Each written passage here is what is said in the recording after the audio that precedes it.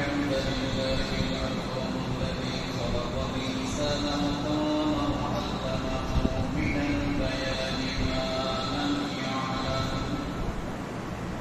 فسبحان الذي لا يحصى امتنانه باللسان ولا بالقلم نشهد أن لا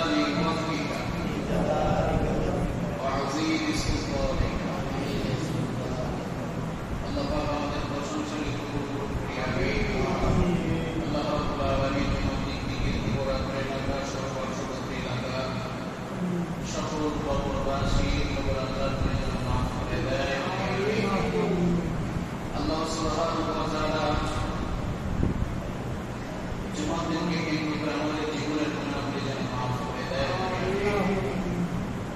সম্মানিত মুসলিম ধারাবাহিকভাবে গতকাল আমরা বলেছিলাম যে আমরা সূরাতুল আনআম থেকে আলোচনা করেছিলাম সূরাতুল নামল। এই নামল সূরা থেকে আমরা আলোচনা করবো এবং যে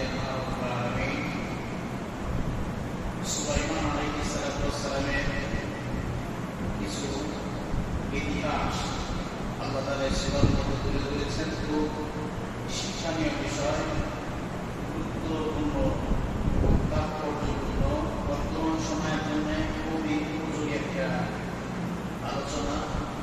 আল্লাহ পাক রব্বুল আলামিন আমাদেরকে সকলকে সুন্দরভাবে বুঝে এবং এরপরে আমল করার তৌফিক দান করে। আমিন। সূরাতুল নামল শব্দের অর্থ হল পিপীলিকা। নামল শব্দের অর্থ কি হবে বলতে? পিপীলিকা।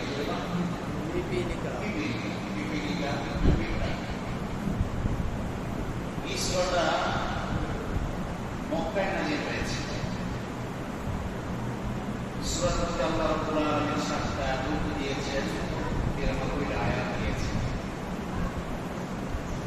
এই সুদীর্ঘ লম্বা একটা সূরার মধ্যে আল্লাহ রাব্বুল আলামিন বেশ কয়েকটা কাহিনী উল্লেখ করেছেন। তার মধ্যে উল্লেখযোগ্য কাহিনী একটু একটা ঘটনা আল্লাহ তাআলা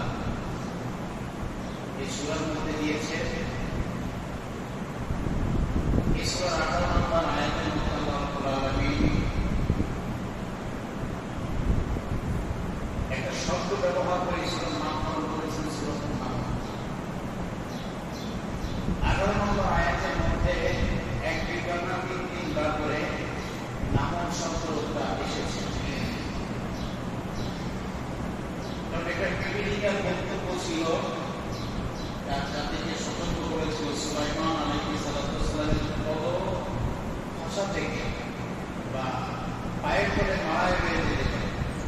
বিচক্ষণতার সাথে সুলাইমান আলাইহিস সালামের এই যাত্রা থেকে পিপীলিকার জন্য বাঁচতে পারে, এর জন্য পিপীলিকার সর্দার দাঁড়িয়ে পড়ে বলেছিল, যে পিপীলিকা সম্প্রদায়, তোমরা নিজ নিজ স্থানে বা নিজে নিজে সেপারেট ভাবে নিজে নিজের আত্মরক্ষার জন্য লুকিয়ে পড়ো। সুবহানাল্লাহ। এই মুহূর্তে আল্লাহ রাব্বুল আলামিন সূরা নামলের 18 নম্বর আয়াতের মধ্যে এই নামল শব্দ 3টা ওয়ার্ড করতে ধারাবাহিকভাবে সূরাতুল নামলের শব্দের অর্থ নিয়ে সূরার নামকরণ করেছেন সূরাতুল নামল। আল্লাহ রাব্বুল আলামিন আয়াতের মধ্য দিয়ে মানুষকে জানান দিচ্ছে যে একটা পিপীলিকা সম্প্রদায়, তাদের মধ্যে কি একতা, তাদের মধ্যে কি ঘনিষ্ঠতা বা তাদের মধ্যে কি সম্পর্ক। এই সম্পর্ক যদি জাতির মানুষের মধ্যে থাকে, তাহলে জাতির মানুষ একতাবদ্ধভাবে যদি তাকে কোনো বিপদ থাকে রক্ষা করতে পারবে। আল্লাহ রাব্বুল আলামিন পিপীলিকার সেই কথাগুলিকে কোট করে দিয়ে সূরা নামলের 18 নম্বর আয়াতের মধ্যে আল্লাহ তাআলা জানিয়ে দিচ্ছেন, হাত্তা ইযা আতা আলা ওয়াদিল্লাহ قالت له يا أيها النمل إني بما আল্লাহ রাব্বুল আলামিন পিপীলিকার নাম উচ্চারণ করলেন, তাই ধারাবাহিকতায় সূরার নামকরণ করেছেন সূরাতুল নামল। এর মধ্যে আল্লাহ রাব্বুল আলামিন আরেকটা শিক্ষা দিলেন, হুদহুদ পাখিকে নিয়ে বিশেষ কয়েকটা কথা আল্লাহ রাব্বুল আলামিন করেছেন। এই কথার মধ্যে আল্লাহ তাআলা শিক্ষা দিয়ে দিলেন, হুদহুদ পাখি ছিলেন সুলাইমান আলাইহিস সালামের ডান হাত বললেই চলে। কি ডান হাত? আপনার কাছের মানুষ যাদের যত রাত যত বিপদ তার মধ্যে যদি আদেশ করে, হুকুম করে, তাহলে সেই হুকুম ফেলাতে পারে না। এমন একটা মানুষ, সেই মানুষটাকে বলা হয় ডান হাত, বোঝা হয় তাই বিশ্বস্ত প্রহরী হুদহুদ ছিল সুলাইমান আলাইহিস সালামের একজন বিশ্বস্ত প্রহরী। সুবহানাল্লাহ, বিশ্বস্ত প্রহরী। হুদহুদ পাখি সুলাইমান আলাইহিস সালামের খুব ঘনিষ্ঠ কর্মী। আল্লাহ নবী হযরত সুলাইমান আলাইহিস সালাম তিনি একদিন আপনার ক্ষমতার শত ধ্বংস করেন বা রাষ্ট্রের শত ধ্বংস করেন। এই ক্ষমতার শতবর্ষ পালন উদযাপন করার ক্ষেত্রে তিনি তার সমস্ত বাহিনী লক্ষ লক্ষ না কোটি কোটি মানুষ, সেনাবাহিনী, নৌবাহিনী, এরপর আপনার বিমান বাহিনী, বিভিন্ন বাহিনী নিয়ে সুলাইমান আলাইহিস সালাম একটা মানে প্রোগ্রামে আপনি অ্যাটেন্ড করবেন। এমন সময় সুলাইমান আলাইহিস সালাম বলছেন যে আমার কি এমন কি হল যে আমি হুদহুদকে দেখতে পাচ্ছি, তাকে দেখতে পাচ্ছে না, তাকে দেখতে পাচ্ছে না, হুদহুদ পাচ্ছে। কারণ সুলাইমান আলাইহিস সালাম হুদহুদকে যারা করতে পারে, আল্লাহ পাক রব্বুল আলামিন হুদহুদকে এমন কিছু ক্যাপাসিটি দিয়েছে, এই ক্যাপাসিটির জন্য সুলাইমান আলাইহিস সালাম তাকে খুব পছন্দ করে। হঠাৎ করে এত বড় একটা প্রোগ্রাম ছিল তার সামনে, সেই প্রোগ্রামের মধ্যে হুদহুদ থাকবে না তাতে হতে পারে। তো যাকে যত ভালোবাসে আর তাকে যদি কাছে না পায়, সমর্থ না পায়, তারপরে রাগলিক কাছে খুব বেশি হয়। হুদহুদ পাখি হঠাৎ করে সুলাইমান আলাইহিস সালামের চোখের আড়াল চলে গেল। হুদহুদ পাখি চোখের আড়ালে হওয়ার কারণে সুলাইমান আলাইহিস সালাম বলছেন যে আমার এমন কি হলো যে আমি হুদহুদকে দেখতে পাচ্ছি। তবে কি হুদহুদ বিনা ছবি দেখি তিনি ছবি নিয়েছেন?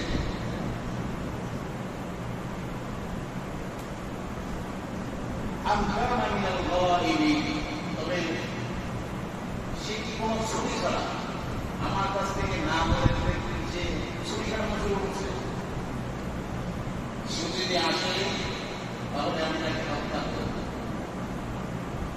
তাকে কঠোর শাস্তি দেব।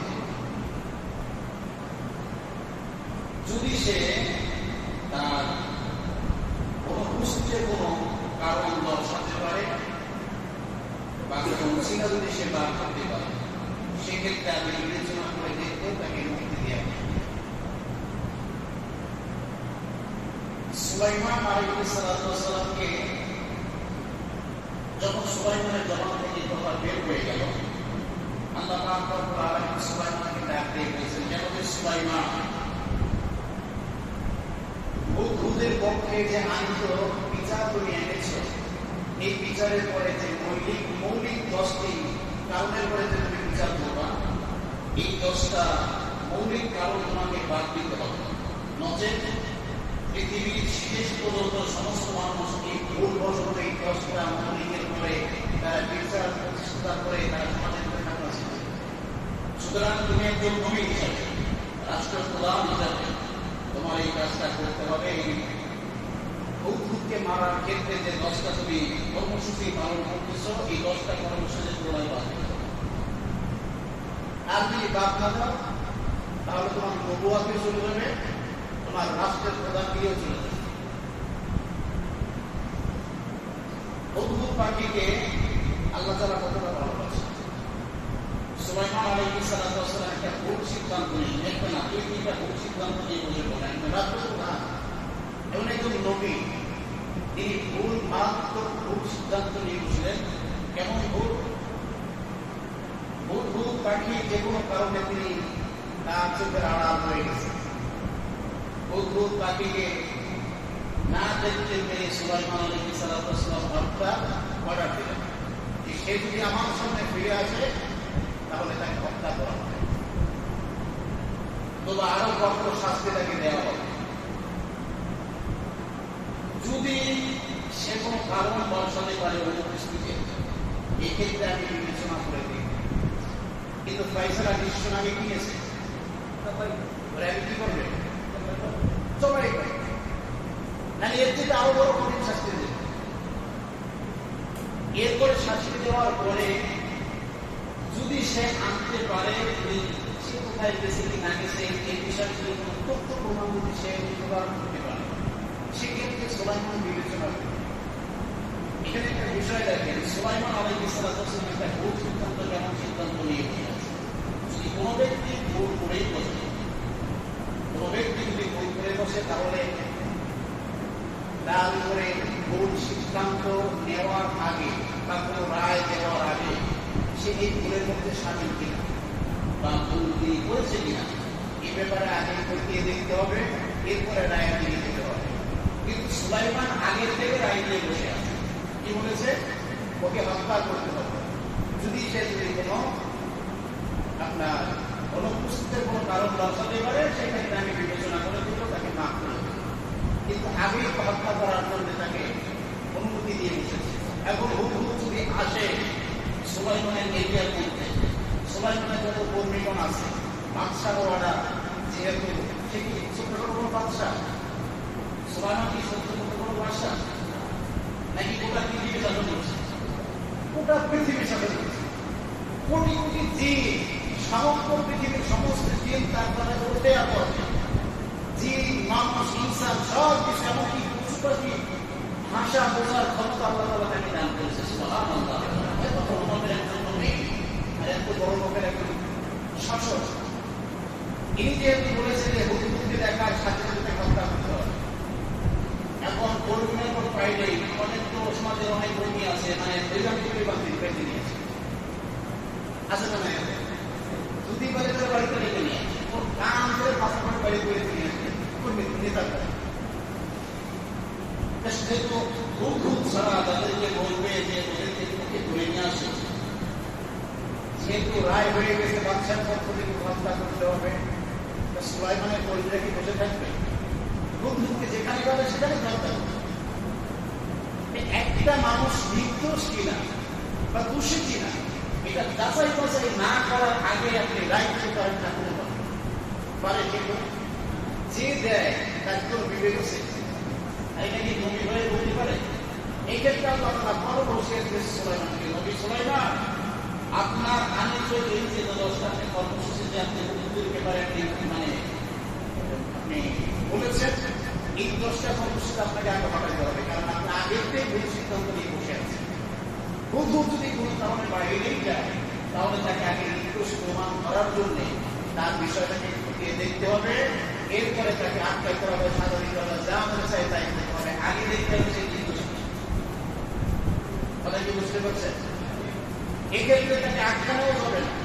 সে যখনই আপনার কাছে আসবে, আসার পরে এমনও বিষয় হতে পারে যে স্পটে সে ক্রাইম করেছে সেখানে তাকে নিয়ে যেতে হবে, কি কি আলামত সেখানে আছে তাকে সেখানে সংরক্ষণ করতে হবে। আপনি ধরা মাত্র তাকে যে না বলতে হবে তবে এভাবে তো আপনার কর্মী যারা আছে, অনেক কর্মী তো আছে ফাঁকি দেওয়া চলে গেছে, মানে এটা ছিল আমাদের বাংলাদেশ সালমা পৃথিবীর 16 থেকে এই পর্যন্ত অনেক কর্মীরা সেখানে ফাঁকি দেওয়া চলে গেছে। এই ব্যাপারে যদি আপনি একটা টিম গঠন করেন হুদহুদের মারার ব্যাপারে তাকে আত্মগোপন করে ব্যাপারে, যখনই আপনি হুদহুদের টিম গঠন মানে অন্যায় টিম গঠন করে পাঠাবেন, সেই ব্যাপারে যখন তারা যাবে সেখান থেকে যখন ভুল ইনফরমেশন দিয়ে হুদহুদের হত্যা করার জন্য তারাও কোনো চেষ্টা ফিরে চালাতে পারে কি পারে না, তাহলে হুদহুদকে আপনি হত্যা করার জন্য কোনোভাবেই রায় দিতে পারেন। এরপরে আল্লাহ নবী সাল্লাল্লাহু আলাইহি ওয়াসাল্লাম সুলাইমান আলাইহিস সালাম হুদহুদের ব্যাপারে সংযত হলেন। নবী সুলাইমান হুদহুদকে সুযোগ দিলেন। হুদহুদ নবী সুলাইমানের কাছে আসলেন। আসার পরে নবী সুলাইমানের কাছে তার সমস্ত কথাগুলি পেশ করলেন। পেশ করার পরে হুদহুদকে তারপরে পরীক্ষা দিলেন, বিশ্বাস করলেন না। নবী সুলাইমান আলাইহিস সালামের কতগুলো গুণ রয়েছে, এই গুণগুলো থাকার ফলে মানুষ ভুল করে, নবীরাও কতগুলো ভুল করে বসেছে। মানুষ ভুল করবে, এটাই তো স্বাভাবিক। সমাজের মধ্যে আর কোনো মানুষ নাই মানুষগুলো কখনো ভুল করে না, এমন আছে? আমাদের এলাকায় কোনো মানুষ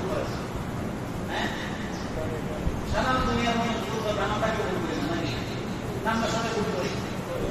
ইনসান শব্দের অর্থ হলো ইনসান শব্দ থেকে এসেছে ভুল। ভুল ধাতু দিয়ে মানুষকে তৈরি করা, ভুল হতে পারে এটাই স্বাভাবিক। তুমি ভুল করে ফেলেছে, এতগুলা ভুল যে ভাষা পিপিলিকার ভাষা পর্যন্ত বুঝে। তিনি যখন সফরে বের হচ্ছে, পিপিলিকার যে ভাষণ, যে পিপিলিকা সম্প্রদায়কে বলে, হ্যাঁ পিপিলিকা সম্প্রদায় তোমার নিজের আত্মরক্ষার জন্য নিজের নিজ জায়গায় একটা অবস্থান করো। এই কথা যখন নবী সুলাইমান শুনলেন, নবী সুলাইমান পিপিলিকা সরকারকে আন্দোলন উঠায় বললেন যে কি বললাম তুমি। পিপিলিকাকে যখন এই উত্তর দিলেন, মানে প্রশ্ন করলেন, পিপিলিকা উত্তর দিচ্ছে, নবী সুলাইমান আমি হলাম পিপিলিকার রাজ্যের প্রধান, আপনি আপনার রাজ্যের প্রধান, আপনি আপনার জনগণের সেবা করেন, আমি আমার জনগণের সেবা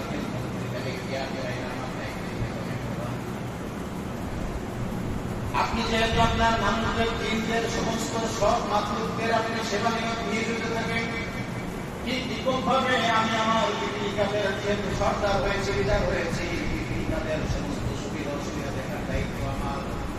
সুলাইমান আলাইহিস সালাম পিপিলিকার কথা শুনে তার মাথা করে দিলেন, আর থেকে বললেন, রব্বানা লা তা'বুদুনা ফিহা মিন আমরাইন লা ইয়া'লামুহু লা ইয়া'লামুনা ফিহা সামি'না মিন ইসতিফালিক। ও আল্লাহ, আমাকে তুমি এত নিয়ামত দান করো যে আমার সমস্ত প্রজাদেরকে যেন আমি এইভাবে সেবাকে করতে পারি, যাতে করে আমার দ্বারা যেন আমার দ্বারা কোনো প্রজা এবং কোনো কর্মী যেন কষ্ট না পায়। একটা রাষ্ট্রের প্রধান তার নিয়ম থাকতে হবে পরিষ্কার, স্বচ্ছ, একেবারেই পরিষ্কার থাকতে হবে। এত ক্ষমতার অধিকারী, বাতাস পর্যন্ত তার কথা শুনছে, এত ক্ষমতার অধিকারী সেই সুলাইমান আপনার কাছে বলছে, আল্লাহ আমাকে এই সুন্নত দান করো, আমাকে এমন শক্তি দাও, আমাকে এমন প্রজ্ঞা দাও, যে প্রজ্ঞা, যে শক্তি, যে মেধা দিয়ে আমার সমস্ত জনগণদেরকে যেন আমি সুন্দরভাবে শান্তিতে বসবাস করার জন্য এই সমাজের মধ্যে যেন তাকে ভালোভাবে রাখতে পারি, এই তৌফিক আমাকে দান করো। সুবহানাল্লাহ।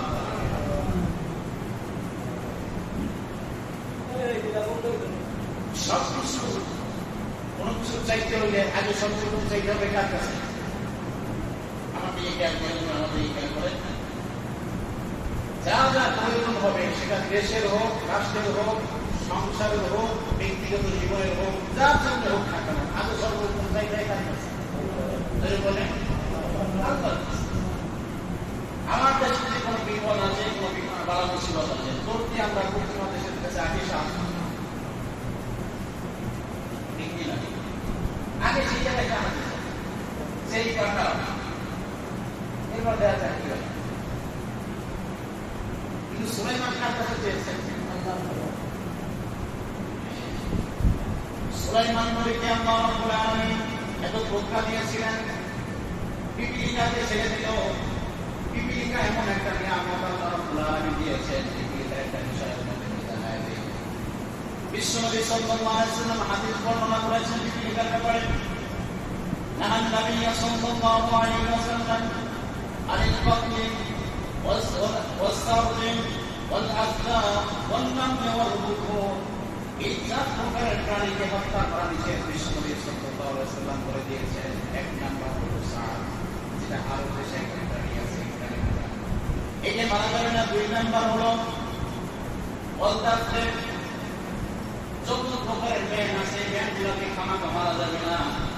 ব্যাংগুলোকে মারার ব্যাপারে বিশ্বনবী সাল্লাল্লাহু আলাইহি ওয়াসাল্লাম কঠোর নিষেধ জারি করেছেন। এরপর পাখিও মারা যাবে না।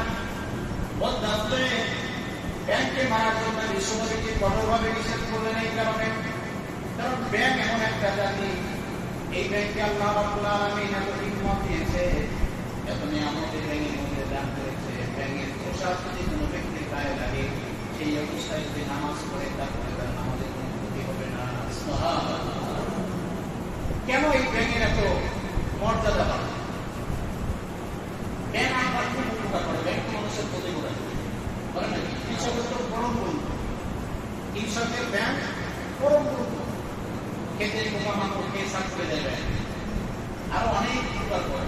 এই যে আমাদের পাশাপাশি ব্যাং আছে না, যে কি করে, কি ব্যাং করে, মানে খুব দেখতে দেখছি উপরে আপনার ওই যে গোটা গোটা ভাব উঠছে, কি বলে, কোনো ব্যাংক বলে আমাদের এদিকে কোনো ব্যাংক বলে, হ্যাঁ কোনো ব্যাংক না, কোনো ব্যাংক।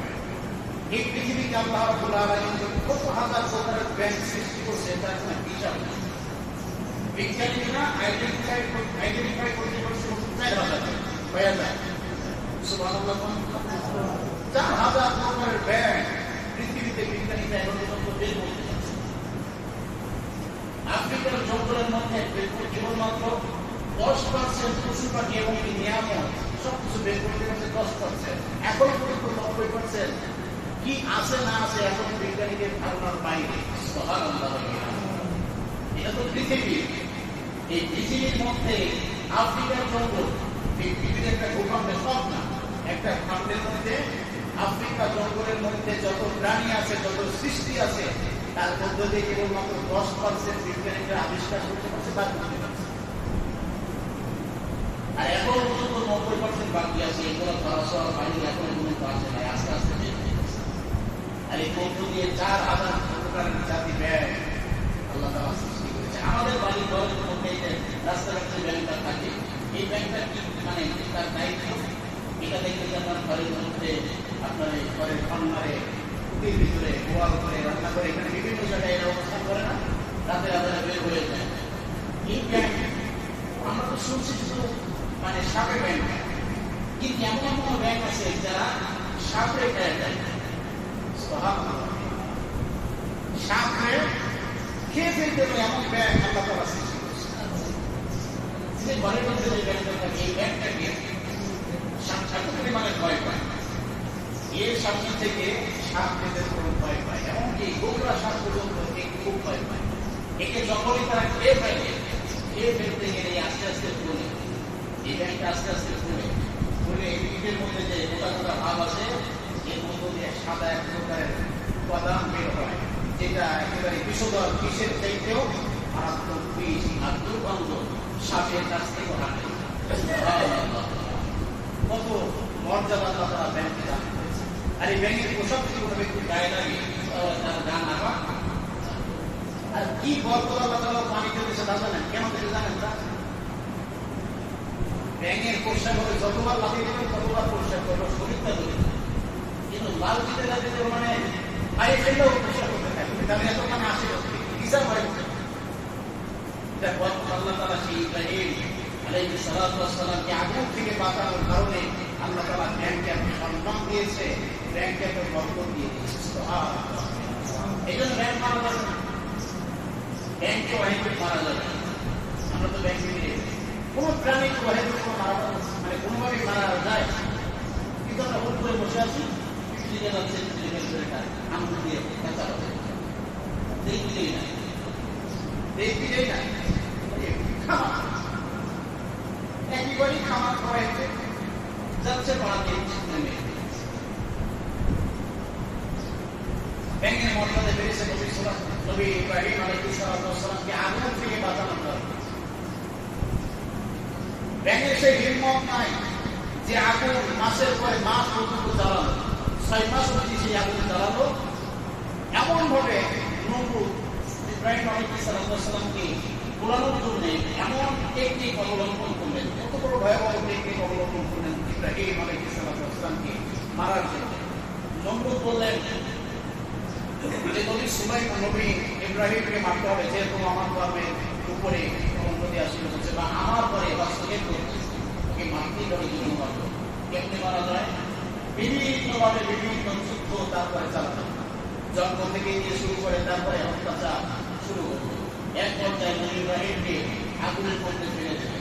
আগুন জ্বালানো হলো 100 ফিট মানে গভীরে খনন করে, সেখানে লাকড়ি বের করে দিয়ে তেল দিয়ে এখানে আগুন খাও করে জ্বালানো 6 মাস অবধি। আর এত ভয়াবহ আগুন, 1 মাইল উপর থেকে যদি কোনো পাখি যায়, সে পাখি ঝলসে পড়ে যাবে, এত ভয়াবহ আগুন। একজন মানুষকে মারতে গেলে এত কিছু টেকনিক অবলম্বন করা লাগে, করতে বলা সেটি মেরে দিলে ঠিক কিনা? কোনো সেকেন্ডে তৈরি হয়, তাদের শুয়ে আছে মানে সেবাদি নেই। কিন্তু নমরুদের তো মাস্টার প্ল্যান এত ভয়াবহ চিন্তা নিয়ে তিনি করে নমরুদ চিন্তা করলো ইব্রাহিমকে শুধুমাত্র ইব্রাহিমকে মারা দেখে ইব্রাহিমের একটু সামনে বন্ধ আছে, ইব্রাহিমকে যারা ফলো করে সমস্ত মানুষ এমনিতে হয়তো ইব্রাহিমকে মারা হবে, আগুনের মধ্যে ফেলা হবে। ইব্রাহিমকে মারার জন্য 6 মাস অবধি যে আগুন জ্বালানোর জন্য যে লাকড়ির প্রয়োজন এই লাকড়িগুলো কেমনে তিনি কালেকশন করতেছে শুনেন। সমস্ত রাজ্যে সমস্ত রাজ্যে মাইকিং করে দেওয়া হলো যে আগুন জ্বালানো হবে, কিন্তু কিসের জন্য আগুন জ্বালানো হবে এটা জনগণ এখনো পর্যন্ত জানে না। ইব্রাহিমকে মারা হবে এটা বলেনি, শুধু বলেছে যে আগুন জ্বালানো হবে, আমি প্রধান তোমাদের এই জন্য আমার লাকড়ির প্রয়োজন, তোমরা যারা এক একটা লাকড়ি নিয়ে আসতে পারবা, চাউকাছে একটা ডাল যেটা 2.5 পর্যন্ত লম্বা থাকবে, এই চাউকাছের এক একটা ডাল আমার বাড়ির ওখানে যে নিয়ে আসবা তাকে প্রত্যেকটা ডালের বিনিময়ে এক একটা করে স্বর্ণ মুদ্রা দিল।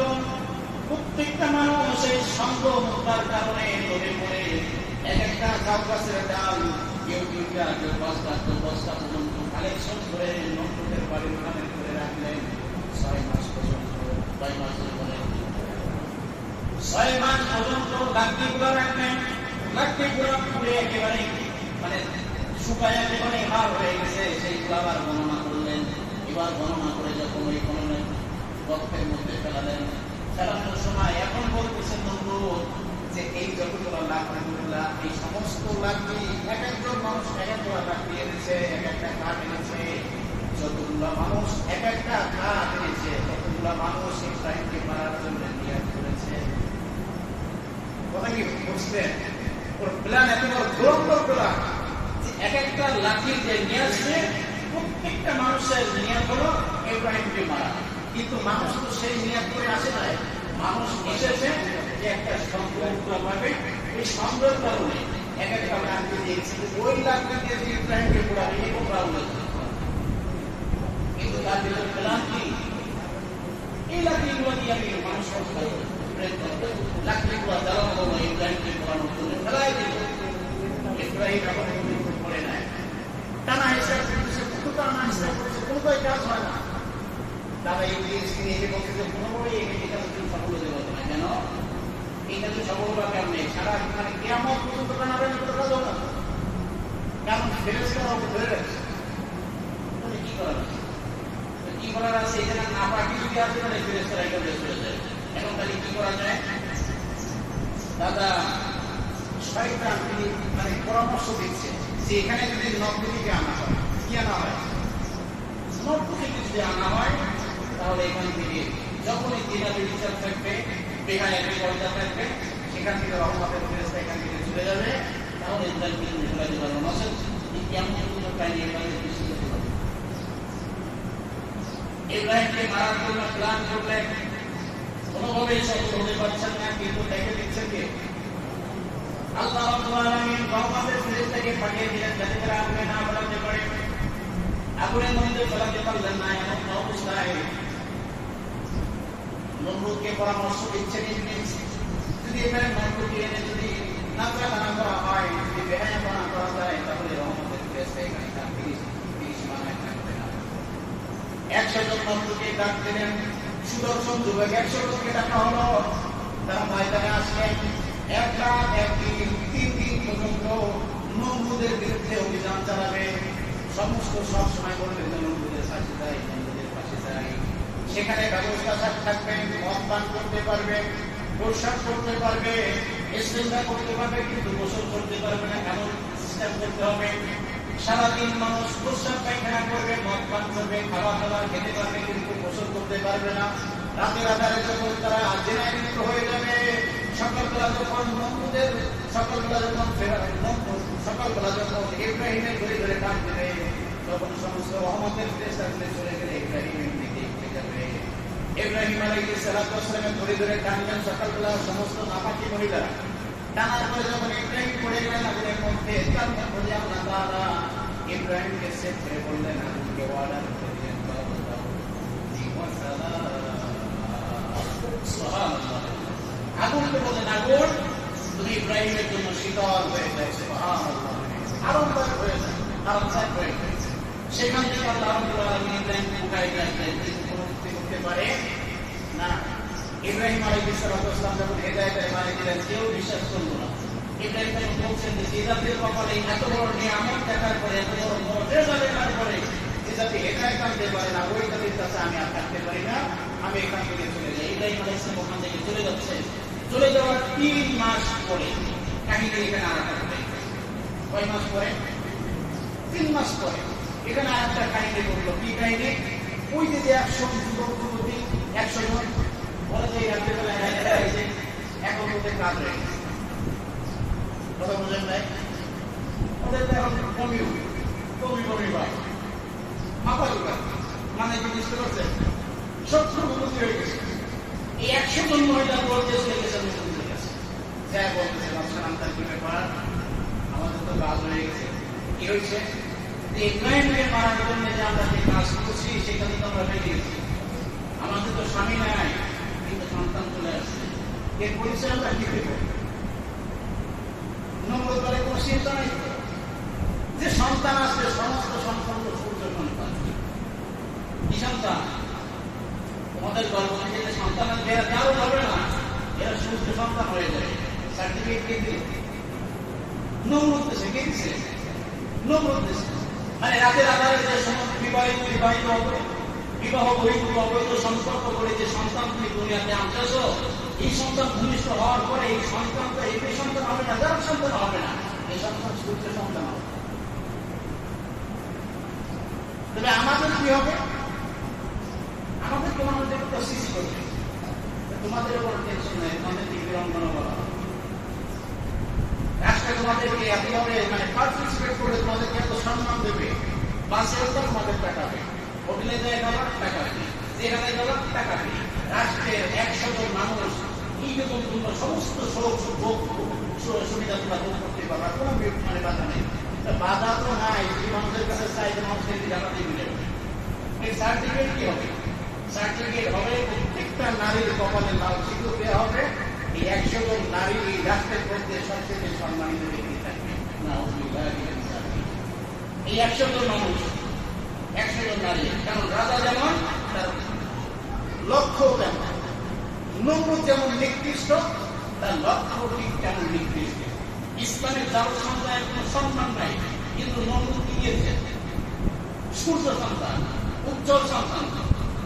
বীরঙ্গনা দিয়েছে মহিলাদেরকে, যারা বেশ্যার মতো রাত থাকে ইব্রাহিমকে আগুনে ফেলার জন্য সাহায্য সহযোগিতা করেছে।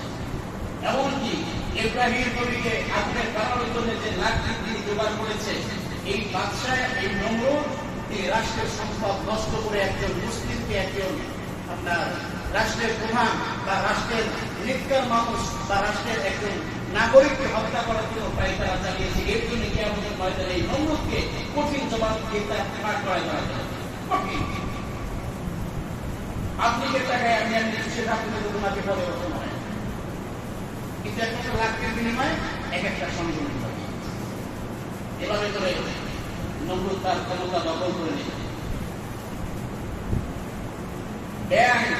সেই ইব্রাহিমকে বাঁচানোর জন্য শুধু একটু পানি ফেলে দিয়েছিল। ওই পানিতে আগুনের হতে মানে ক্ষতি হবে, কথা বলে না, ব্যাঙের বছরে কি আগুন নিভে যাবে? নিভবে না। তারপরে হিম্মত করে ব্যাং সাহায্যের জন্য আগিয়ে চলে গেছে, একজন ইমানদারকে বাঁচানোর জন্য, একজন নবীকে বাঁচানো। আর আমার বাড়ির পাশে একজন ইমানদারকে লাঞ্ছিত অপমানিত করে, তাকে ব্রেইন করে যাচ্ছে সমাজের শকুনরা।